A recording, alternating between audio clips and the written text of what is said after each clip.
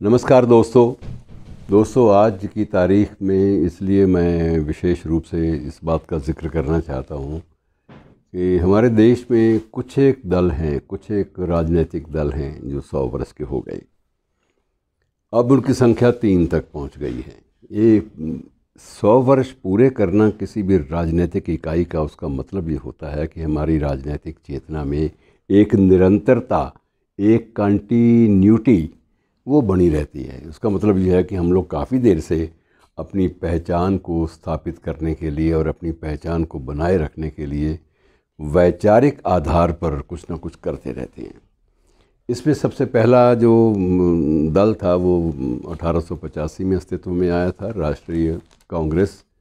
अब उसके कई रूप हो चुके हैं। ये बात अलग है कि बीच में ये कांग्रेस की जो कथाएं हैं ये कई बार बीच में टूटी भी, इसके बाद फिर बनी।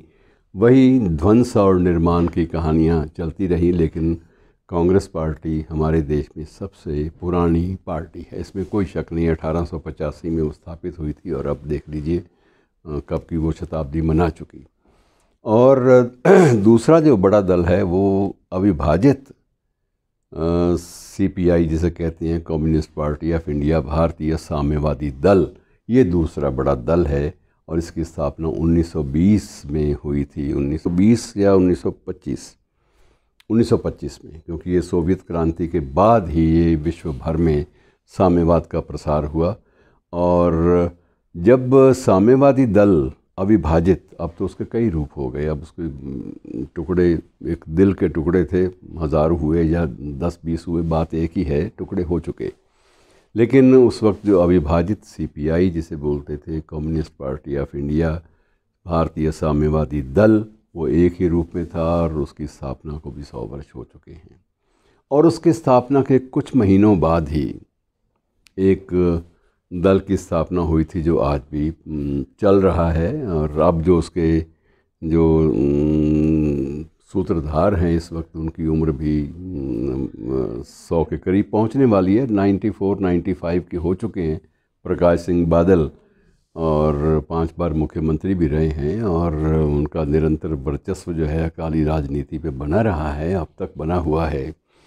तो ये श्रोमणी अकाली दल मित्रों, आज की तारीख अर्थात 14 दिसंबर 1925 में इसकी स्थापना हुई थी। स्थापना हुई थी किसी और उद्देश्य को लेकर, और वो उद्देश्य था गुरुद्वारों के प्रबंधन में सुधार का।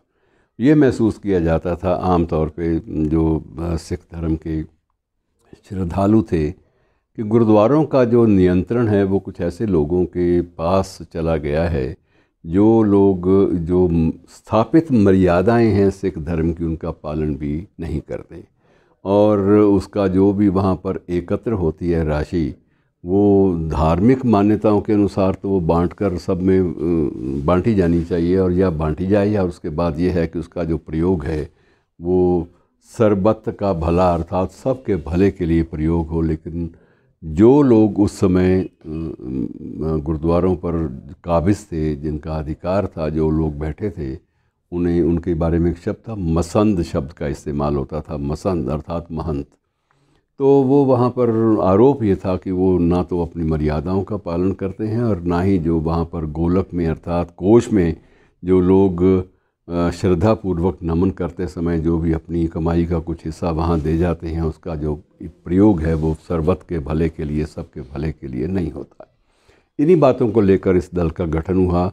और मित्रों, ये दल जो है बाद में उसने कितने उतार चढ़ाव देखे, आप इस बात का अनुमान लगाइए कि स्वाधीनता संग्राम में भी सबसे लंबा जो एक संघर्ष का जो इतिहास है वो मास्टर तारा सिंह के नाम पर है। और उसके बाद पंजाबी सूबा आंदोलन को लेकर भी आंदोलन चले, अलग सिख राज्य की बात को लेकर भी थोड़े से आंदोलन चले, लेकिन वो आंदोलन स्थायी नहीं हो सके, क्योंकि मूल रूप से ये दोनों, कभी हिंदू और सिख जो हैं इनको अलग अलग भावनात्मक रूप से करना संभव नहीं है। उस वक्त ये एक भावना थी कि हर हिंदू परिवार जो है वो धर्म की रक्षा के लिए अपनी एक संतान देगा। तो ऐसी बहुत सारी बातें जुड़ी हुई हैं जो हमें साझा रखती हैं, जोड़ कर रखती हैं।